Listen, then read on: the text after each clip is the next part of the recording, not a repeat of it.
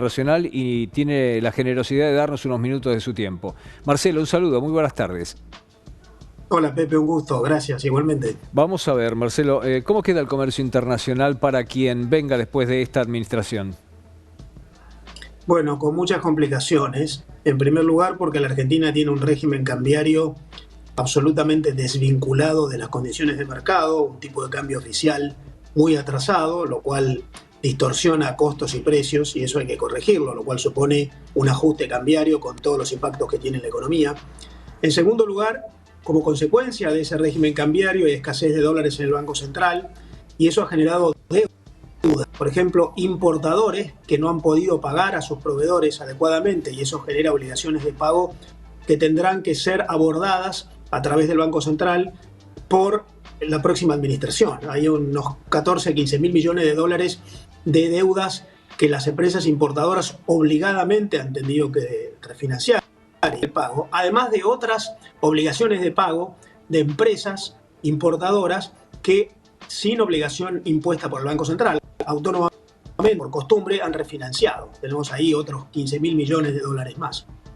Y, por supuesto, esto podría ser corregido si se permitiera a las empresas ir al mercado a conseguir dólares y no tener que pasar por el Banco Central. Hoy la Argentina tiene una concentración, una nacionalización del sistema de cobros y pagos.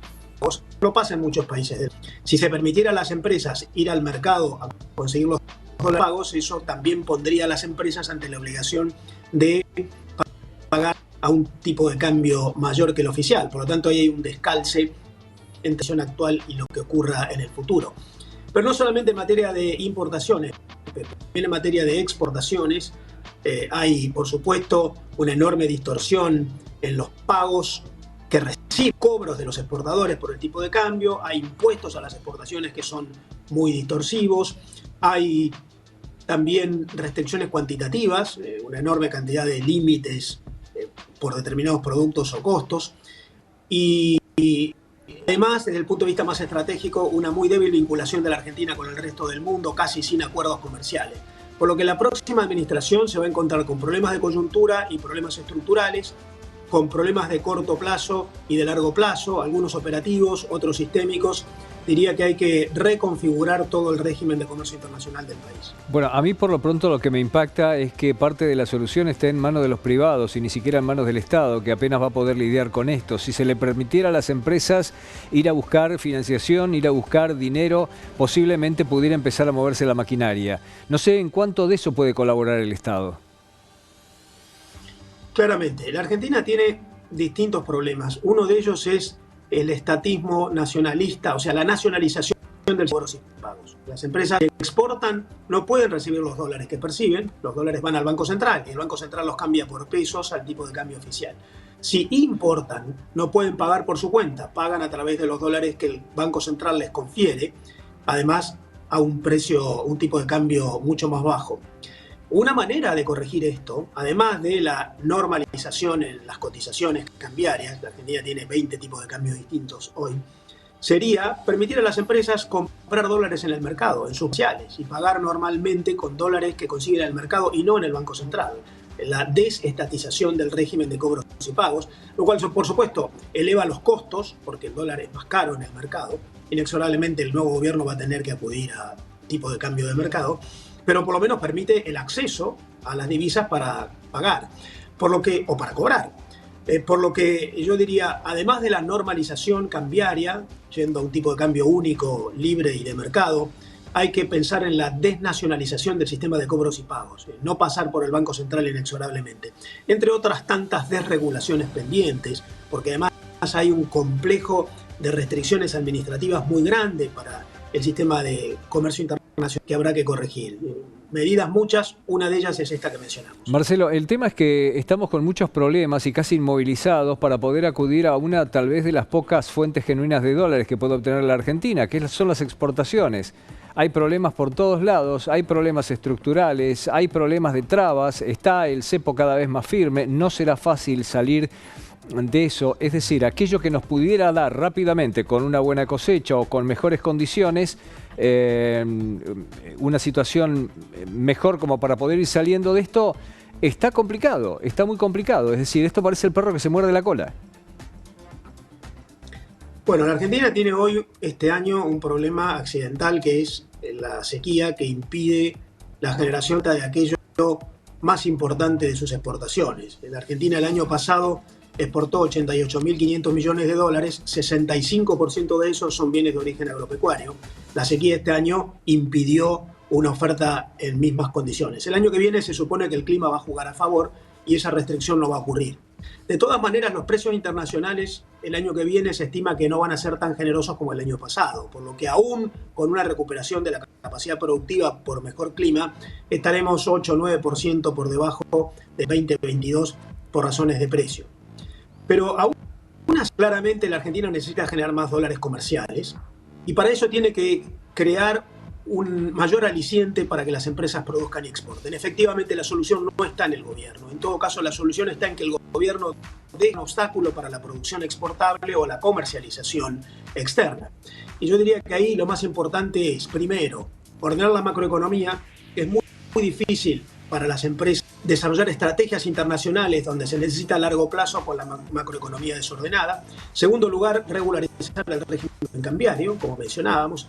Tercer lugar, desmontar un sistema legislativo muy rígido, obstructivo, muy accionista. El mercado internacional exige innovación, repentización, mucha capacidad de cambio, un sistema regulativo más amable. En cuarto lugar, en la medida en que pase el tiempo, esto requiere más tiempo, la celebración de acuerdos internacionales. El mundo sigue firmando acuerdos de libre comercio, de complementación económica, de integración. Hoy hay en el mundo 350 acuerdos de este tipo vigentes, más de la mitad se firmaron en los últimos 20 años. El 75% de todo el comercio internacional en el planeta ocurre entre mercados que han reducido a cero sus aranceles integrándose. La Argentina no participa de ese proceso, apenas tiene un puñado de aliados como el Mercosur, paga aranceles de ingreso en sus mercados, cobra arancel alto para importaciones vinculadas con la tecnología. Eso no funciona de un día para el otro, pero hacerlo porque ahí también hay una traba para la competitividad. Bueno, en lugar de buscar esos acuerdos de libre comercio, algunos de ellos prometerían ser bastante interesantes. Yo desde hace tiempo me vengo preguntando por qué Argentina, si pudiera poner, voy a usar la figura que se usó en la época de Carlos Menem, ¿no? Bajo un paraguas el conflicto por Malvinas con Gran Bretaña, llevar adelante un acuerdo de libre comercio con Gran Bretaña sería de mucha utilidad y sería muy interesante por las potencialidades de ambos mercados. Pero en cambio, en lugar de eso, lo que hace es a 2 meses de su salida, Alberto Fernández acepta la invitación para formar parte de los BRICS. La doctora Patricia Bullrich ya ha dicho que si le toca gobernar no, y Javier Milei por razones diferentes, pero también ha dicho que no. ¿Es conveniente salirse de los BRICS? ¿Se debe mantener? Parece más un conjunto más de la geopolítica que del comercio, pero de todas maneras, contame cuál es tu parecer. Definitivamente los BRICS ninguna relación con acuerdos comerciales. Los BRICS no libre comercio. Los BRICS no prevén reducción de aranceles en frontera, no prevé confluencia regulatoria entre los miembros para reducir costos de ingreso de un producto en un mercado, no prevé facilitación de comercio, no prevé aliento o incentivo para inversiones. Es un acuerdo entre y sus gobiernos, no entre mercados, no integra mercados, vincula gobiernos y es un pacto dirigido a que los gobiernos tomen decisiones en conjunto con alguna estrategia similar, ya sea con asistencia hacia ellos mismos o con posiciones geopolíticas exteriores.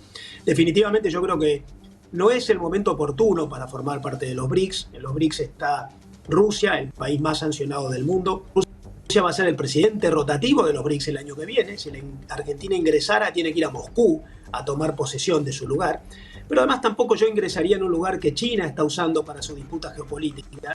Yo creo que la Argentina no tiene que entrar en disputas geopolíticas con nadie.